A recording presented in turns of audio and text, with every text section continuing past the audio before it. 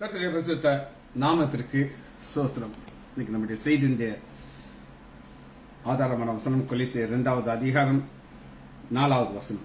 கொலோசியர் 2:4 ஜெபத்தோடு இந்த செய்திக்குள்ள கடந்து சொல்லும். முதல் வசனத்தை வாசிப்போம்.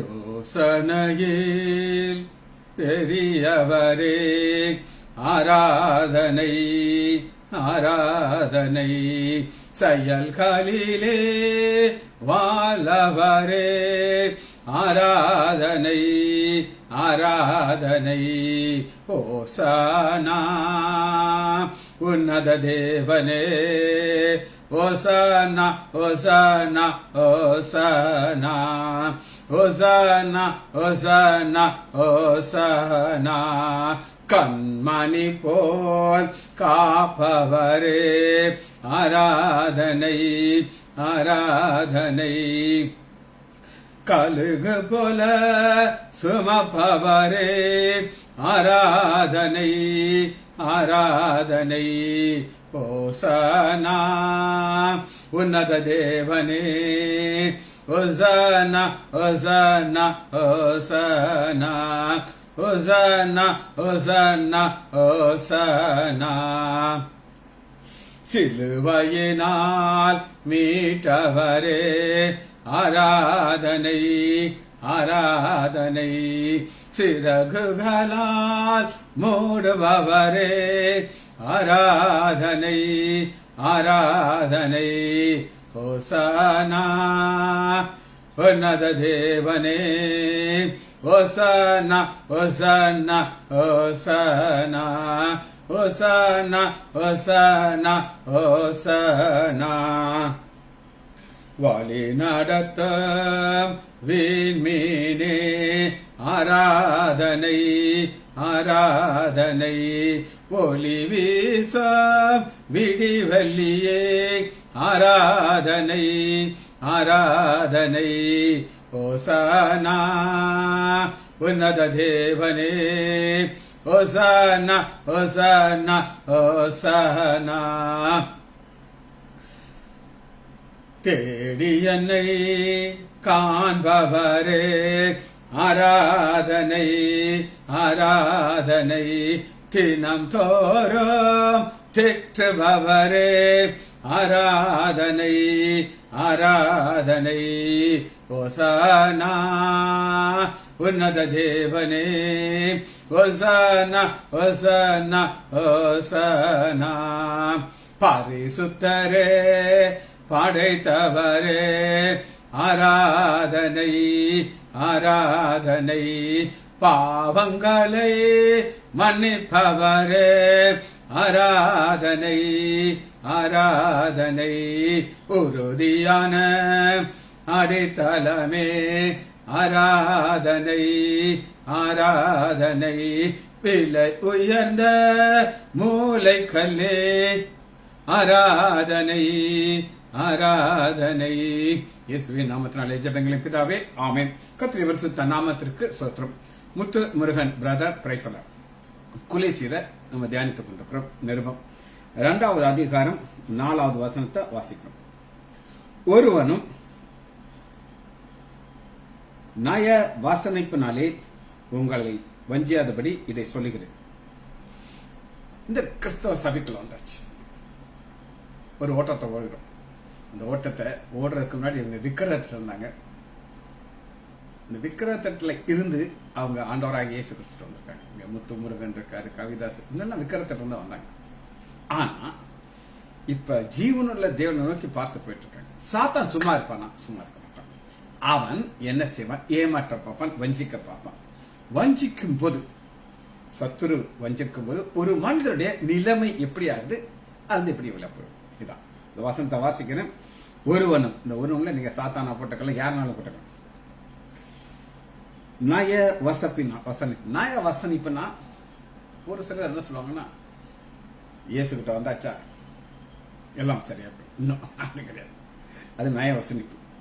உங்களை வஞ்சியாதபடிக்கு இதை சொல்லுது. சரி, இந்த செய்தியை புரிந்து கொள்வதற்கு நம்ம யோபு எடுத்துக்கொள்ளும். 14வது அதிகாரம் 7வது வசனத்திலிருந்து பார்ப்போம். யோபு 14:7. ஒரு மரத்தை குறித்தாவது நம்பிக்கை உண்டு. யோபுடைய வாழ்க்கையில பாடு, கஷ்டம், வேதனை வழியும் போகும்போது அவர் இருதயத்திலிருந்து வருகிற வார்த்தை இது. ஒரு மரத்தை குறித்தாவது நம்பிக்கை உண்டு. அது வெட்டி போட்டாலும் பாருங்க, அது வெட்டி போட்டாலும் அது என்ன செய்யும்னா அது திரும்ப தளிர்க்கும். வெட்டியாச்சா, வெட்டினாலும் அதுக்கு நம்பிக்கை இருக்கு. வெட்டி போட்டாலும் திரும்பவும் தலைக்கும், அதன் இளங்கிளைகள் துளுக்கும். வெட்டியாச்சு, நம்ம நினைப்போம் மரத்துடைய வேலை கதை முடிஞ்சிச்சுன்னு. அப்படி கிடையாது. அதற்கு ஒரு இளந்தளிர் துளிக்கும் போது நீ நினைக்கிறது தப்பு, இன்னும் ஜீவன் இருக்கு அப்படின்னு அந்த மரம் சொல்லுது. அதன் அடி வேர் தரையிலே பழையதாகி அப்படின்னு என்ன அர்த்தம்னா, ஒரு மரத்தை பாக்குறீங்க, பட்டு போனது போல இருக்குது. பட்டு போச்சா? பட்டு போச்சு இல்லன்னு நான் சொல்லல, பட்டு போச்சு. யோபு 14வது அதிகாரம் 9வது 8வது வசனம், அதன் வேர் தரையிலே பழையதாகி. புதுசு பழசு அப்படின்னா என்ன அர்த்தம்னா, இப்ப நீங்க பாக்குற ஒரு மரம் உயிரோட இருக்குன்னா அதுக்குள்ள வேர் புது வேர் வந்துகிட்டே இருக்கும். டெய்லி புது வேர் வந்துகிட்டு இருக்கும். ஆனா இதுல வராது. என் மரத்தை பார்க்கும்போது அது செத்து போச்சு. மண்ணிலே செத்தாலும் தண்ணீரின் வாசனையினாலே அது துளிர்த்து இளம் மரம் போல கிளை. இது ஒரு மனிதனுடைய வாழ்க்கைய யோபு கம்பேர் பண்ணி, என் வாழ்க்கை எப்படி இருக்கு? ஒரு மரம். அந்த மரத்தை பார்த்தீங்கன்னா பட்டு போச்சு, வேரும் செத்து போச்சு. ஆனா ஒரு தண்ணீர் வரும் பொழுது உயிர் வந்து, தண்ணீர் பரிசுத்த ஆவியானவர். அப்ப இன்னைக்கு நம்முடைய வாழ்க்கையில ஒரு நம்பிக்கை வேண்டும். ஏன் நம்பிக்கை வேண்டும் அப்படின்னு கேட்டீங்கன்னா, நம்ம வாசிச்ச வசனத்தை திரும்ப வாசிக்கிறேன். கொலோசியர் 2வது அதிகாரம், நான் ஒருவனும் நய வசனிப்பினாலே உங்களை வஞ்சியாதபடி. வஞ்சிக்கப்பட்டவுடன் நடக்கிற காரியம் தான், அது டெத் ஆயிடுச்சு. ஆனாலும் அது திரும்ப துளிர்க்குங்கிற ஒரு நிச்சயம் அந்த மரத்துக்கு இருக்கு. சரி, இந்த நம்பிக்கையை நம்ம எப்படி இதை ஹேண்டில் பண்ணணும், நான் இதை மேற்கொள்றதுக்கு என்ன செய்யணும்? வாசிப்போம். எபிரேயர் 10வது அதிகாரம் 23 10:23, அல்லாமலும் நம்முடைய நம்பிக்கையை அறிக்கையிடுகிறதிலே அசைவில்லாமல் உறுதியாக இருக்கிறது. நம்பிக்கை இருக்கு. இன்னைக்கு நம்ம கிறிஸ்தவ வாழ்க்கையில வந்தாச்சு. பாடு உண்டு, வேதனை உண்டு. மரத்தை பார்த்தோம்னா எல்லாம் செத்து போனது போல இருக்கும். ஆனால் நம்முடைய அறிக்கை ரொம்ப முக்கியங்க. இன்னைக்கு அநேகருடைய வாயிலிருந்து வர்ற அறிக்கை மிக மிக மோசமா இருக்கு. வாக்கு தத்தம் பண்ணியவர் உண்மை உள்ளவர். வாக்கு தத்தம் பண்ணியவர் உண்மை உள்ளவர். நம்முடைய வாயிலிருந்து அறிக்கை கரெக்டா வரும், எந்த பிரச்சனையும் வரக்கூடாது. என்னுடைய மனைவியுடைய பிறந்த நாளுக்காக நாங்க கோவலம் ஒரு நல்ல ஒரு ஹோட்டல்ல போய் ஸ்டே பண்ண போனோம். போறதுக்கு முன்னாடி என்ன போராட்டம்னு கேட்டீங்கன்னா, அந்த நான் என் மனைவி செக் பண்றான், அதாவது கன்ஃபார்ம் பண்றான். என் மக தான் ரூம் போட்டிருந்தான். அந்த டெஸ்க்ல இருக்கிற ஒரு வாலிபன் பேச்ச பார்த்தீங்கன்னா அவ்வளவு ரூடா பேசணும். காக்கா பக்கான்னு சிரிக்கிறான். இப்படியெல்லாம் பேச மாட்டாங்க ஸ்டார் ஹோட்டல். ஆனா அந்த ஹோட்டல் ரிவ்யூ பார்த்தோன்னா நிறைய மோசமா இருக்குது. என் மனைவி சொல்றா, என்னங்க நம்ம ரூபா கட்டியாச்சு, திரும்ப வாங்க முடியாது, நம்ம என்ன செய்யறதுன்னு. நான் சொன்னேன், சந்தோஷமான ஜெபிச்சுக்கிட்டே போவோம். ஆண்டவர் நமக்காக ஒரு அறையை ஏற்பாடு பண்ணி வச்சிருப்பாரு, நமக்காக ஆயத்தம் பண்ணி வச்சிருக்க ஆகாரம் பெஸ்டா இருக்குன்னு சொல்லி. இந்த ரிவ்யூக்கும் அவங்க கொடுத்ததுக்கு சம்மந்தமே இல்லை. நான் சொன்ன வார்த்தையை ஆண்டவர் ஆமேன்னு சொல்லிட்டார். நாங்க போறோம், எங்களுக்கு தி பெஸ்ட் ரூம், அதாவது எங்களுக்கு இது நாங்க பே பண்ணதுக்கு இதுக்கு சம்பந்தமே இல்லை. அது சொல்லிட்டாங்க, இல்ல நீங்க அதை எடுத்துக்கிடலாம், ஏன்னா அது காலியா இருக்கு அப்படின்னு சொல்லி. அதனாலதான் நம்முடைய நம்பிக்கை அறிக்கை செய்து அசைவில்லம் அறிக்கை செய்யும் போது என்னைக்குமே தவறான அறிக்கை உங்க வாயிலிருந்து வரக்கூடாது. சரி, இப்ப யோபுவா நம்ம பார்த்தோம். புலம்பல் வேறு, மனிதனுடைய வாழ்க்கை இதுக்குள்ள உட்கார்ந்து. காரணம் என்ன அப்படின்னு கேட்டீங்கன்னா, அதனுடைய வேர் செத்து போச்சு, மரத்தை வெட்டிட்டாங்க. நம்பிக்கை வருமா? வராது. இன்னைக்கு இதெல்லாத்துக்குமே ஒரு உதாரணத்துக்கு மரத்தை நான் உங்களுக்கு சொல்றேன். மனிதனுக்கும் மரத்திற்கும் அநேக வித்தியாசங்கள் இருக்கு. ஆனா ஒரு சில மரங்கள் நம்முடைய ஆண்டவராகிய இயேசு கிறிஸ்து கெத்செமனே தோட்டத்துல ஜெபம் பண்ணுன ஒலிவ மரம் இன்னும் இருக்குது. எத்தனையோ தலைமுறைகள் போகுது, இப்ப நான் போய் ஏதாவது ஒரு வேலைக்கு போய் நின்னேன்னா சொல்லுவோம் அன்பிட், உனக்கு வயசாயிருச்ச, நீ ஓல்டு மேன், 67 வயசுல நீ உனக்கு வேலையை கொடுக்க முடியாதுன்னு அனுப்பிடுவாங்க. நம்மளுடைய வாழ்க்கையும் ஒரு மரத்தை பார்த்தீங்கன்னா அது ரொம்ப நாள் இருக்கும், ஆனால் வெட்டினாலும் அதுல ஒரு நம்பிக்கை இருக்கும். இதுதான் வித்தியாசம். இன்னொரு உதாரணத்தை நான் சொல்றேன். ஒரு காட்டு தீ அடிச்சு சல சல சல சல சலன்னு வருது. அந்த மலையில இருக்கிற எல்லா மரமும் தீல எரியுது. அவங்களால யாரும் எதுவும் செய்ய முடியாது. அவங்க அணைக்க முயற்சி செய்றாங்க, எதுவுமே முடியாது. ஆனா ஒரு நாள் திடீர்னு மழை அடிச்சு ஊத்துது. மழை பெஞ்சி கொஞ்ச நாள்ல பாத்தீங்கன்னா அப்படியே தழுத்து வரும். என்னையா தீ பிடிச்சிச்சா இல்லையா? தீ பிடிச்சிச்சு. ஆனால் எனக்கு ஒரு நம்பிக்கை இருக்கு, நான் திரும்ப வருவேன். இந்த நம்பிக்கை நமக்கு இருந்தால்தான் சத்ருடைய பிரச்சனை வந்து வெளியே வர முடியும். இன்னைக்கு நம்முடைய வாழ்க்கையில நம்முடைய ஆண்டவர் ஒரு ஒரு பரீட்சை வைக்கிறார். இந்த பரீட்சை வைக்கும்போது நம்மை பார்த்து என்ன சொல்வார்? நான் பார்த்தேன்னா, டேய் இந்த மரம் உன்னைய பார்த்து சிரிக்குதா? மரத்துக்கு நம்பிக்கை இருக்கு, வெட்டு தளிக்கும், தீப்பிடிச்சு எரியட்டும், திரும்ப தளிக்கும். நீ எப்படி இருக்க? சோகமா இருக்க. வாக்கு தத்தம் பண்ணினவர் உண்மை உள்ளவர் உனக்கு தெரியும். அவர் கூட இருக்கிறார், பார்த்து கொண்டே இருக்கிறார். சரி, ஆண்டவர் என்ன செய்றார் அப்படின்னு கேட்டீங்கன்னா, காகத்தை கவனித்து பார்க்கிறார்.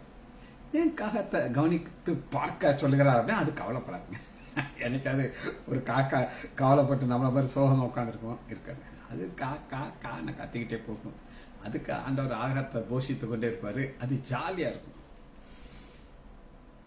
சாப்பாடு இல்லைன்ன உடனே அது நம்மளை பார்த்து சிரிக்கும். சரி, உங்களுக்கு ஒரு நல்ல ட்ரெஸ் இல்ல அப்படின்னு சொல்லி நீங்க உணர்ந்தீங்கன்னா, உங்களை பார்த்து யார் சிரிப்பாங்க அப்படின்னு கேட்டீங்கன்னா, இந்த குட்டி குட்டி பூக்கள்லாம் பார்த்து சிரிக்கும்.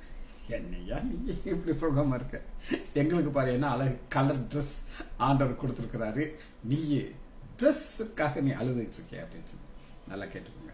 நம்முடைய ஆண்டோடைய வல்லமை என்ன அப்படின்னு கேட்டீங்கன்னா, அவர் நமக்கு போதுமானவரா இருக்கிறார். எப்படி இருக்கிறார்?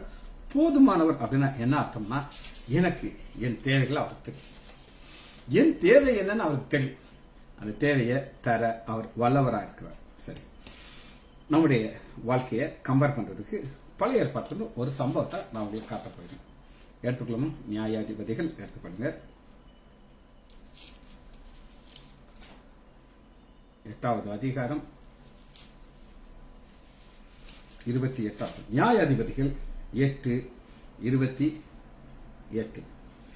இந்த பிரகாரம் மீதியானியர் திரும்பவும் தலை எடுக்கக்கூடாதபடிக்கு மீதியானவர்கள் யார் அப்படின்னு கேட்டீங்கன்னா, இவர்கள் இஸ்ரேல் மக்களின் எதிரிகள். இஸ்ரேல் மக்கள் கஷ்டப்பட்டு விவசாயம் பண்ணுவாங்க, அவன் தட வருவான், எல்லாத்தையும் தூக்கிட்டு போயிடுவான். இதுதான் சத்ரு. அதனாலதான் கொலைசேர் 3வது அதிகாரத்தோட கிரவல் வசத்தை நான் உங்களுக்கு வாசிக்கிறேன், அப்பதான் உங்களுக்கு புரியும். ஒருவனும் நய வசனிப்பினாலே உங்களை வஞ்சியாதபடிக்கு. இந்த மீதியான வஞ்சிக்கிறாங்க, போட்ட எஃபர்ட் எல்லாம் அவங்க தூக்கிட்டு போயிடுவாங்க. ஆனா வேத வசனம் என்ன சொல்லுதுன்னா, இந்த பிரகாரம் மீதியானர்கள் திரும்பவும் தலையெடுக்க கூடாதபடிக்கு இஸ்ரேல் புத்திரருக்கு முன்பாக தாழ்த்தப்பட்டார்கள். ஆண்டவர் ஒருத்தரை தாழ்த்துவார், ஒருத்தரை உயர்த்துவார். இங்க ஆண்டவர் தன் பிள்ளைகளை உயர்த்தி எதைய தாழ்த்துக்கிறார். எதற்கான? நான் உண்மை உள்ளவன், நான் சொன்னா நான் செய்வேன், பிரச்சனையே கிடையாது. 2 நாளாகமம் எடுத்துக்கொள்ளும். 13வது அதிகாரம் 20. 2 நாளாகமம் 13:20. அப்புறம் அபியாவின் நாட்களிலே எரோபியாம் பலம் கொள்ள மாட்டாதபடி கர்த்தர் அவனை எரோபயாம் பலம் கொள்றவர். கர்த்தர் அவனை அடித்ததுனால வரும். இன்னைக்கு இவன் சத்துருக்கு அடையாளம் சாத்தான் மாதிரி அந்த எரோபயாம். இவன் ஆண்டவன் சிலர் அடிக்கிறார், அடிச்சு தன் பிள்ளைகளை உயர்த்துக்கிறார். சரி, இதை நான் உங்களுக்கு ஒரு இன்ட்ரடக்ஷன் சொல்லிட்டேன். நான் உங்களுக்கு சொன்னேன், சத்ரு உங்க மேல ஒரு பயங்கர கோபத்தில் இருக்கிறார், உங்களை ஏமாத்துறார், நீங்களும் ஏமாந்து போயிருங்க. ஆனா உங்களுக்கு ஆண்டவர் எப்படி உங்களை ஆசிர்வதிப்பார்னா, நீங்க சத்ரு உங்களை சோதித்து ஒரு தாழ்வான நிலைமையில இருக்கிற ஒரு நபர் அவங்களுக்கு காட்டுறோம். வாசிப்போம்.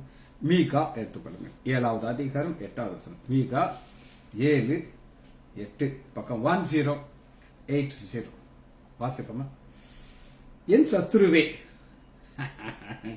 மீகா யார பார்த்து பேசுறா? சத்துருவை பார்த்து பேசுகிறார். உங்களுக்கு பேச தெரியும், சத்துருவை பார்த்து பேச தெரியும். எனக்கு விரோதமாக சந்தோஷப்படாது. சாத்தானுடைய நோக்கம் என்ன அப்படின்னு கேட்டீங்கன்னா, நாம் பலவத்தனுக்கு போய்கிட்டு இருக்கோம். நம்மளை அப்படியே பாதையை திருப்ப பார்ப்போம். லேசா திரும்பிட்டா பயங்கர குஷி ஆயிடும். நான் ரட்சிக்கப்பட்டு இந்த நாள் வர ஆண்டவனை காத்து வர எவ்வளவோ சோதனைகள் வந்துச்சு, எவ்வளவோ கஷ்டங்கள் வந்துச்சு. ஆனா சத்துரு என்னை பார்த்து சிரிக்க விடவில்லை. எனக்கு ஒரு சிலர் என்னோட கூட ஓடினவர்கள், நான் வழி நடத்தின ஒரு சிலர் ரொம்ப மோசமான பாதையில் போய் விழுந்திருக்காங்க. சாக்கடைக்குள்ள விழுந்துக்கிறதுலாம் எனக்கு தெரியும். ஆனா சத்ரு தள்ள பார்ப்பான். தள்ளினாலும் உங்க வாயிலிருந்து என்ன வார்த்தை வரும் அதான் பார்க்கணும். என் சத்ருவே சந்தோஷப்படுது. நான் விழுந்தாலும் எழுந்திருப்பேன். விழுந்தாலும் விழுகிறதுக்கு சான்ஸ் இருக்கு. நான் மனிதன், ஹியூமன் பீயிங், மண்ணான மனிதன். ஏன் நான் என்னுடைய ஆத்மா மண்ணோட ஒட்டி கிடக்குது. மண்ணோட ஒட்டி கிடக்குது.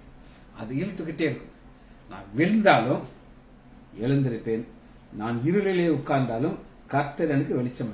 இதாங்க இப்ப கொலைசல் சபையில சத்துருடைய போராட்டம் வந்து வஞ்சியாதபடி இருக்க ஒரு ஆலோசனை சொல்கிறாரு. அந்த ஆலோசனை பிரக்கம் மீகா தன்னுடைய வாழ்க்கையில இந்த அனுபவமாக சொல்றாங்க. 9 நான் கர்த்தருக்கு விரோதமாக பாவம் செய்தேன். உண்மையான ஒரு அறிக்கை செய்றார். ஐயா நீ தீர்க்கதரிசி தானே?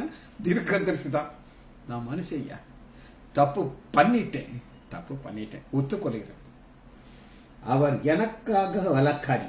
இதாங்க இன்னைக்கு அவர் பிள்ளைகள். நம்மளை விடுவாரா? விட மாட்டார். உடனே எழுந்துருவார். எழுந்து வழக்காடி என் நியாயத்தை விசாரிக்க மட்டும் அவருடைய கோபத்தை சும்மா ஒரு பீரியட் இருக்குங்க. அந்த பீரியட நம்ம காத்து கொண்டிருக்கோம். நம்முடைய வாழ்க்கையில அநேகருக்கு இந்த காத்திருக்கிற அனுபவம் கிடையாது. நான் சுமந்து இருப்பேன். இந்த சுமக்கு போது கஷ்டமா இருக்கும். எல்லாரும் உங்களை பார்த்து சிரிப்பாங்க. அவர் என்னை வெளிச்சத்திற்கு கொண்டு வருவார். அவருடைய நீதியை பார்ப்பேன். விசுவாசவாதி கொண்டு வருவார். எதிர்கால நம்பிக்கை. அவருடைய நீதியை பார்ப்பேன். ஆனா இப்ப கஷ்டத்துல இருக்கேன், இருள இருக்கிறேன். ஆனா நான் இப்படியே இருப்பேன்னு மட்டும் நீ நினைச்சாத. என்னை வெளிச்சத்துக்கு அவர் கொண்டு வருவார். இதுக்கு காரணம் என்ன அப்படின்னு கேட்டீங்கன்னா, 9 நான் பாவம் செய்தேன். அந்த பாவத்தினுடைய இருந்து ஆண்டவர் என்ன செய்வார் அப்படின்னு கேட்டீங்கன்னா, கிருபையை கொடுக்கிறார். அந்த கிருபையின் மூலமாக நம்பிக்கை கொடுக்கிறார். கிருபை, நம்பிக்கை, இது ரெண்டும் கொடுக்கிறது நம்முடைய ஆண்டோடைய காரியம். இந்த உபத்திரவ பாதையில் நம்ம செல்லும் போது தாவீது சொல்றார், நான் உபத்திரப்பட்டது நல்லது. ஒவ்வொருத்தருடைய உபத்திரத்தின் மூலமாக நம்ம ஒரு சில காரியங்களை கற்றுக்கொள்கிறோம். சரி, சங்கீதத்துல தாவீது சொன்ன ஒரு அருமையான வார்த்தையை நான் உங்களுக்கு காட்டுறேன். சங்கீதம் 138. சங்கீதம் 138 7வது வசனம். நான் துன்பத்தின் நடுவிலே நடந்தாலும், துன்பத்தின் நடு சென்டர், அதுங்க உங்களுக்கு லேசா அது ஒரு காய்ச்சல் வந்துட்டு போச்சு ஒண்ணும் தெரியாது. லேசா ஒரு தலைவலி வந்துட்டு போயிடுச்சு ஒண்ணும் தெரியாது. ஆனா உங்களை சரீரத்தை ஃபுல்லா அடிச்சு உடைச்சி எந்திரிக்கவே முடியாது ஆக்கி இப்படி எல்லாம் படுத்திருக்கும் போது அப்படியே படுத்திருப்போம். இனி நான் திரும்ப எந்திரிச்சு ஓடுறதற்கு என்னால முடியுமா முடியாத ஒரு கேள்வி இருக்கு. இதுதான் துன்பத்தின் நடுவில் சென்று அடிக்குது. நீர் என்னை உயிர்ப்பிப்பீர், திரும்ப எனக்கு அதே பலத்தை கொடுப்பேன். என் சத்துருக்கள் கோபத்திற்கு விரோதமாக உமது கையை நீட்டுவீர், உமது வலது கரம் என்னை ரட்சிக்கும் அப்படின்னு சொல்லிட்டு அடுத்து பாருங்க, எனக்காக கர்த்தர் எனக்காக யாரும் செய்து முடிப்பார். இதுதாங்க விசுவாசம். இந்த விசுவாசம் அறிக்கை இருந்தா போதும், நம்ம இந்த கிறிஸ்தவ வாழ்க்கையில அருமையாக ஓடி பிடிச்சிடும். ஆண்டவர் என்ன சொல்லுகிறார் அப்படின்னு கேட்டீங்கன்னா, 1 யோவான் 1வது அதிகாரம் 10வது வசனம். 1 யோவான் முதலாவது அதிகாரம் 10வது வசனம். இவர் ஆண்டவருடைய மார்பில் சாய்ந்திருந்த சீஷன். நாம் பாவம் செய்யவில்லை என்றால் நாம் அவரை வஞ்சிக்கிறா இருப்போம். இதாங்க பிரச்சனை. அநேகர் சுய நீதியோடு இருப்பாங்க. நான் நல்லவன், நான் ஒன்னே மறைலாம் கிடையாது, சுய நீதி. ஆண்டவர் சொல்றாரு, நாம் பாவம் செய்யவில்லை என்றால் நம்ம அவருடைய வார்த்தை நமக்குள் இராது. இந்த பாவத்தின் உணர்வு நமக்கு இருக்க வேண்டும். சொல்லுகிறது ஆண்டவராகிய இயேசு கிறிஸ்துவின் மார்பில் இருந்த சீஷன். பாவ உணர்வே இல்லாத ஒரு மனிதன் உங்களுக்கு நான் காட்ட போயிடும். பரிசை சதிசேயரை பார்த்துட்டு நான் இவனை மாதிரிலாம் இல்லை அப்படின்னு சொல்லி ஒரே சந்தோஷம் அவனுக்கு. எப்பவுமே மார்க் வாங்கும்போது நம்ம மார்க் அங்க அவன் எவ்வளவு வாங்கியிருக்கான், அவன் கம்மியா வாங்கியிருக்கான், நான் கூட வாங்கியிருக்கேன்னு சொல்லுவோம். ஆனா ஆண்டவர் நீ பக்கத்து பேரெல்லாம் பார்க்காத, ஓ வாழ்க்கையை பாரு அப்படிங்கிறார். சரி, இன்னைக்கு நான் உங்களுக்கு என்ன சொல்லிட்டு இருக்கேன்னு சொல்லி சொல்றேன். ஏன்னா ஒரு சொல்ல ரொம்ப லேட்டா வந்துருக்கீங்க. கொலோசியர் 2வது அதிகாரம் 4வது வசனத்தை நம்ம தியானிச்சுட்டு இருக்கோம். ஒருவனும் நாய வசனிப்பினாலே, இந்த முட்டாயை கொடுத்து ஏமாத்துற மாதிரி வசனிப்பினாலே உங்களை வஞ்சியாதபடிக்கு இதை சொல்லுகிறேன்.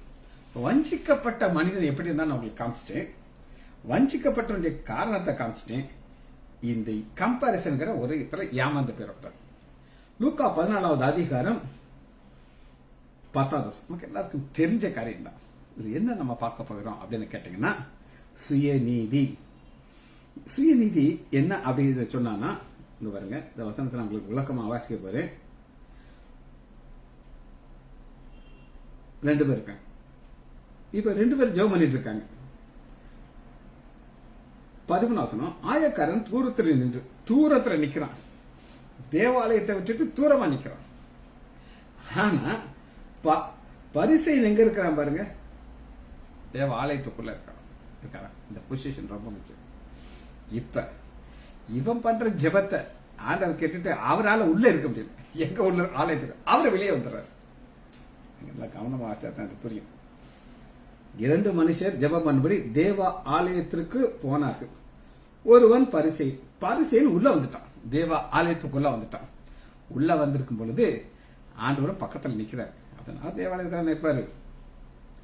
அவர் பண்ற ஜெபத்தை பண்ணு. பரிசேயன் நின்று தேவனே, யாரும் என்னையா சொல்ற, சொல்லி சொல்லி சொல்ல அப்படிங்கிறாரு. நான் பரிகாரன், அநியாக்காரன், விபச்சாக்காரன் இந்த மனுஷனை போல இந்த ஆயக்காரனை போல இல்லாதபடிக்கு உங்களை சோசிடும் சொன்ன உடனே ஆயக்காரன் தூரத்தில் நின்று தான் கண்களை பாவியாக்குறது. 14வது சொன்ன, அவன் அல்ல இவனே நீதிவன். அவன் எங்க இருக்கிறான், தேவாலயத்துக்கு. இவன் எங்க இருக்கான், இங்க. அவன் யாரா தூரத்தில் இருக்கிறான், அவன். இவன் யாரு கிட்ட இருக்கிறான். அப்ப ஆண்டவர் இவன் பண்ற ஜெபத்தை கேட்க முடியாம வெளியே வந்துட்டார். வெளியே வந்து பக்கத்துல நிக்கிறார். யாருகிட்ட நிக்கிறாரு, அந்த மனது உடிந்து, ஐயோ பாவியா ஆண்டவரே, பாவியா இருக்கிற கிருபையா இருங்க ஆண்டவரே, பாவியா இருக்க. இது ஒரு ஜெபத்தை பண்ணின உடனே பக்கத்து போய் சொல்றாரு, இவன் என்கிட்ட நிக்கிறான்ல, இவன் அவன் கிடையாது, இவன். பாருங்க, இவனே, அவன் அல்ல இவனே. ஆழமான வார்த்தை. உங்களுக்கு இதுக்கு மேல என்னால சொல்ல முடியாது. நீங்க தான் என்ன செய்யணும், தியானிச்சுக்கணும். நம்முடைய பார்வை வேற மாதிரி இருக்கும். நான் ஒரு பாவி அப்படின்னு சொல்லணும். இந்த வாழ்க்கையில ஆண்டவர் நம்மள ஒரு நீதிமான் ஆக்கப்படுகிறார் அப்படின்னு கேட்டீங்கன்னா, நீதிமான் என்னன்னா அவருக்கு உகர்ந்தவன்.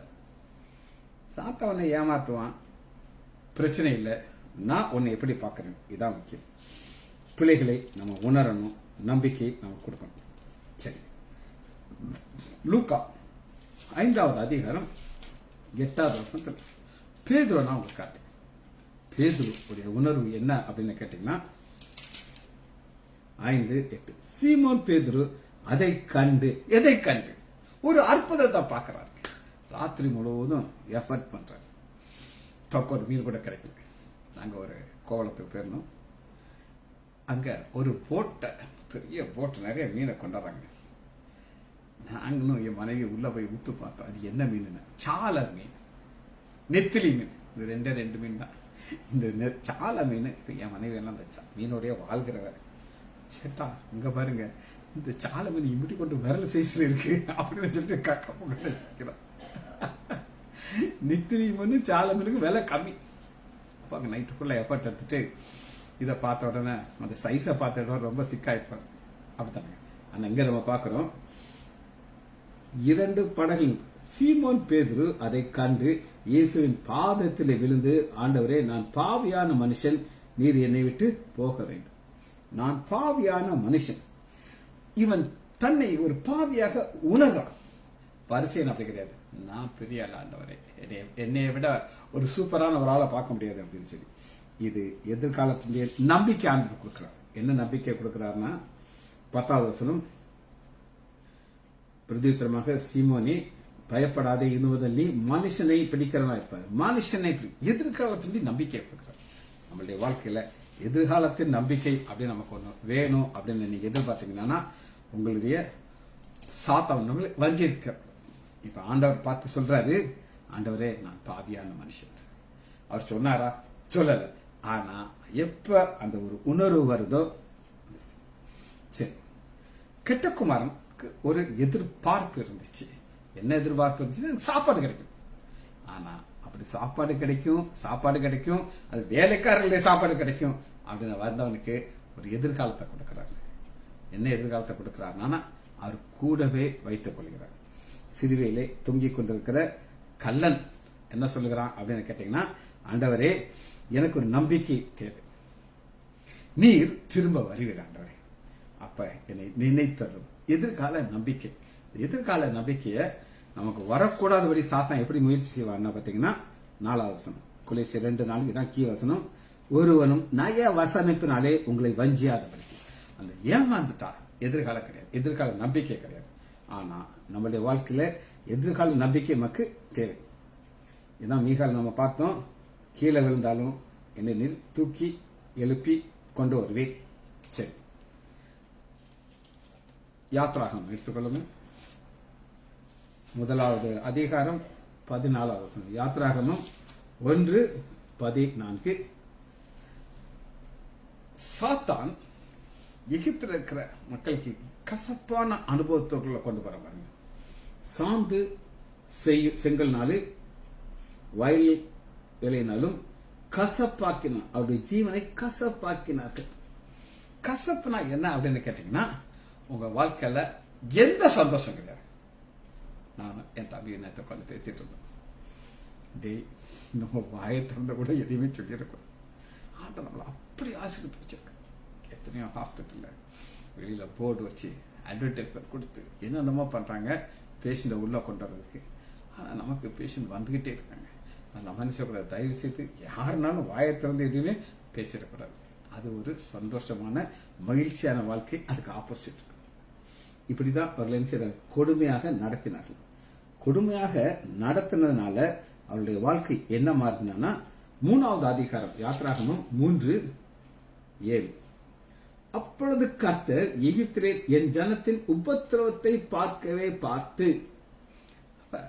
உங்களுடைய வாழ்க்கையில கஷ்டம் வேதனை வந்து அவருக்கு உடனே தெரியும். அதை நீங்க புரிந்து கொள்ளுங்க. அவர்கள் இடுகிற கூக்கலை கேட்டேன், அவர்களை படுகிற வேதனையும் அறிந்திருக்கேன். நாலேஜ். நம்ம நினைக்கிறோம் ஆண்டவருக்கு தெரியுமா?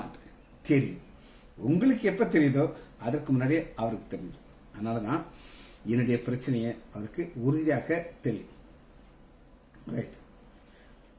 மத்தேயு 9வது அதிகாரம் 1 வசனத்துல நம்ம பார்ப்போம். மத்தேயு 9:1. திமிர்வாதக்காரனை பார்க்கணும். திமிர்வாதக்காரனுக்கு நம்பிக்கை இருந்துச்சானா அப்சல்யூட்லி நோ. நம்பிக்கை இல்லாத மனிதன் தான் திமிர்வாதக்காரன். 9:1 மத்தேயு 2. அங்கே படுக்கையிலே கிடந்த ஒரு திமிர்வாதக்காரனை அவரிடத்திலே கொண்டு வந்தார். இப்ப கொண்டு வரும்போது நம்பிக்கை இருந்திருக்குமா? இருந்திருக்காதா? இருந்திருக்காது. அவன் ஜாலியா படுத்திருக்கிறான். அவன் எல்லாம் ஆசைப்படவே இல்லை.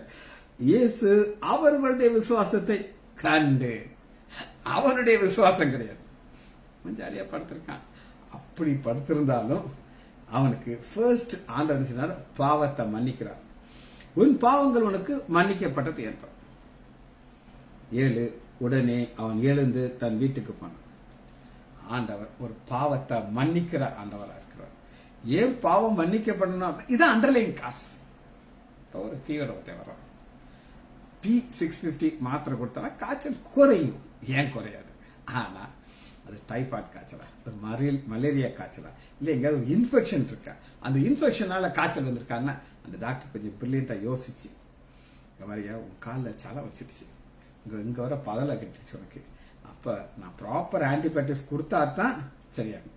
வெறுமே P650 கொடுத்தா கேட்கும், திரும்ப வந்துடும். அதனாலதான் அவன் எழுந்து வீட்டுக்கு போகிறதுக்கு ஆண்டவர் என்ன செய்தார்னா அந்த பாவத்தை மன்னிக்கிறார். இதுதான் பெர்மனன்ட் சொல்யூஷன், டெம்பரரி பெர்மனன்ட். சரி, லூக்கா 22வது அதிகாரம் 61வது வசனத்தை வாசிங்க. அப்பொழுது கர்த்தர் திரும்பி பேதுருவை நோக்கி பார்த்தார்.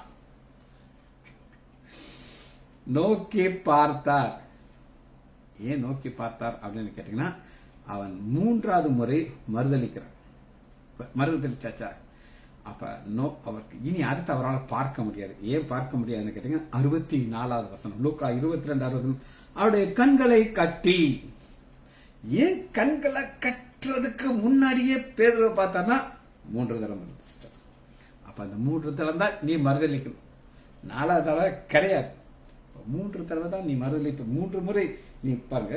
22வது அதிகாரம் 34வது வசனம், அவர் பேதுருவை நோக்கி, பேதுருவே இன்றைக்கு, டுடே, நாளை கிடையாது, சேவல் கூவுவதற்கு முன்னே நீ என்னை அறிந்திருக்கிறதே 3 தடவை மன்னிப்பேன் உனக்கு சொல்லுகிறேன். இவர் அப்படிலாம் கிடையாது ஆண்டவர், நான் பெரிய ஆள் அப்படிங்கிறார். ஆனா அந்த 3 முறை அவர் மறுதளிச்ச உடனே அவர் ஒரு காரியத்தை செய்யணும். என்ன காரியத்தை செய்யணும்னா, கர்த்தர் தன்னிடத்தில் சொன்ன வார்த்தை, வெளியே போய் மனம் கசந்து அழுதார்.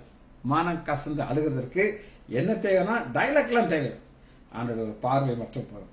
இந்த பார்த்தாரா, நோக்கி பார்த்தாரு, மனம் திரும்பி மனம் கசந்து அழுதுட்டான், இனி என் கண்கள் கட்டப்படலாம். அப்ப அவர் அந்த கண்களை கட்டப்படுறதுல கூட டைமிங் வச்சிருக்காரு. இப்பதான் நீ கட்டலாம், அதுக்கு முன்னாடி நீ கட்ட முடியாது. எப்ப 3 தனம் நீ மறுதளிப்பியோ அதோட என் கண்கள் உன்னை சந்திக்கும்.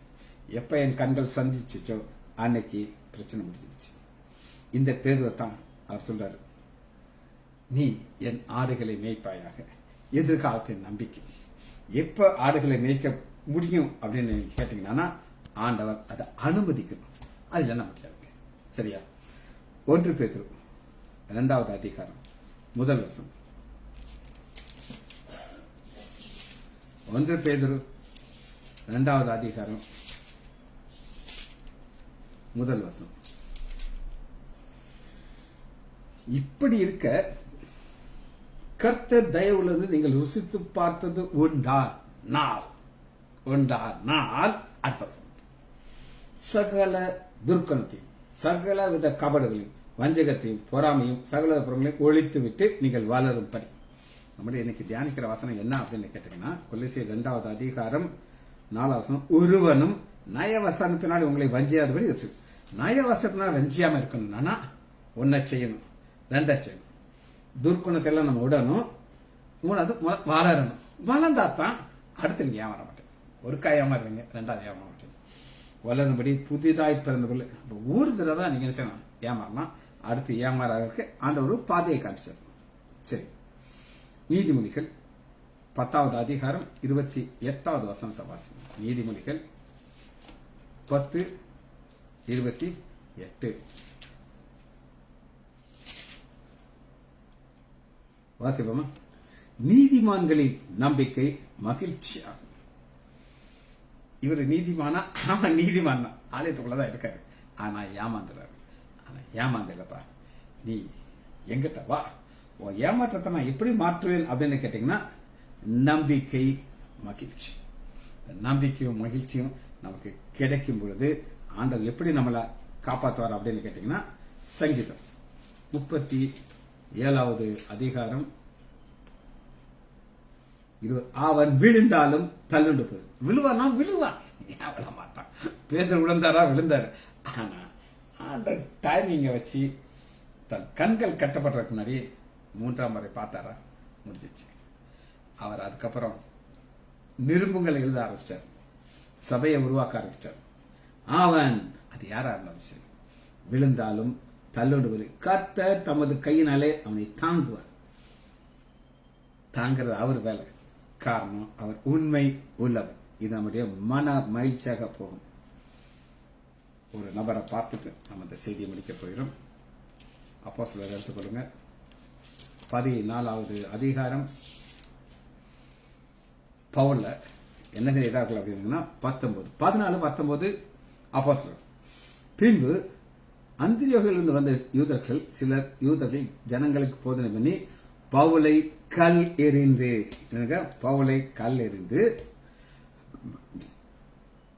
அவன் மரித்து போனான் என்று எண்ணி அந்த பட்டணத்திற்கு வெளியே இழுத்து கொண்டு போனார்கள். இதான் சம்பவம். இந்த நேரத்தில் எல்லாரும் என்ன செய்வாங்க? போச்சு, அவ்வளவுதான், பவுல் காலி அப்படின்வாங்க. அந்த பட்டணத்துக்கு அவர்கள் சுவிசேஷத்தை 20 சீஷர்கள் அவனை சூழ்ந்திருக்கையிலே அவன் எழுந்து பட்டணத்துக்குள் பிரவேசித்தான். சாத்தா என்ன நினைக்கிறான்னா, கல்லை ஒட்டி எரிஞ்சு பவுலை கொலை செஞ்சாச்சு அப்படின்னு சொல்லி. நான் அப்படி சொல்றேன், பவுலை இழுத்துட்டு போறாங்க, சேத்துவன் தர இழுத்து. அப்ப பவுல் அம்மா வலிக்குதுன்னு ஒரு வார்த்தை சொல்லியிருந்தாலும் நிறைய கல் இருக்கு, இன்னும் 4 கல்ல போடு, கொன்னுட்டு அப்புறம் டெட் பாடியை கொண்டு போன. அப்படி கிடையாது. பாருங்க, அவன் மரித்து போனான் என்று எண்ணி அவனை பட்டணத்திற்கு வெளியே இழுத்து கொண்டு வந்தான். நாயை இழுத்துட்டு தாரன்ட்டு. ஆனா வாயிலிருந்து ஒரு வார்த்தை வராம ஆண்டவர் காத்து அந்த ஜீவனை திரும்பவும் கொடுக்கிறார். மறுபடியும் அவனை உயிர்ப்பிக்கிறார். சீஷர்கள் அவனை சுற்றி நிற்கிறே அவன் எழுந்து. பாத்தீங்களா, யாரும் தூக்கி விட்டதாக இல்லை, கைலாங்க மொத்த உளுந்தப்ப தூக்கி விட்டாங்க. சவுலாக இருந்து தமஸ்கு வீதியில் இருக்கும்போது கைலாக கொடுத்துதான் தூக்குனாங்க. இப்ப அதெல்லாம் கிடையாது. கர்த்தர் உண்மை உள்ளவர். அவருடைய வாழ்க்கையில பாதிலே முடிக்க விட மாட்டார். எழுந்து பட்டணத்துக்குள் பிரவேசித்தார். பட்டணத்தில் வருகிற அங்க மக்கள் என்ன செய்வாங்க? ஒரு வாழ்க்கையில அவங்களுக்கு இல்லாத சந்தோஷம் இவங்களுக்கு கிடைக்கும். ஜெபிச்சு முடிப்போமா? மகா இரக்கமும் கிருபையுமுள்ள பிதாவே, நம்ம துதிக்கிறோம். ஒருவனும் எங்களை வஞ்சியாதபடி இருக்க எங்களுக்கு ஒரு நிச்சயத்தை தந்திருக்கிறீர்கள். அந்த நிச்சயம் நான் விசுவாசிக்கிறேன் இன்னார் என்று அறிவேன் நிச்சயம் ஐயா. அவர் எங்களுக்கு எதிர்காலத்தை குறித்த ஒரு பெரிய திட்டத்தை வைத்திருக்கிறார். அதை சாத்தானால் மற்றவே முடியாது. பிள்ளைகள் ஒவ்வொருவரையும் என் ஆண்டவராகிய இயேசு கிறிஸ்துவின் நாமத்தினாலே ஆசீர்வதிக்கிறேன். இயேசுவின் நாமத்தினாலே ஜெபங்களை பிதாவே. ஆமேன், ஆமேன், ஆமேன்.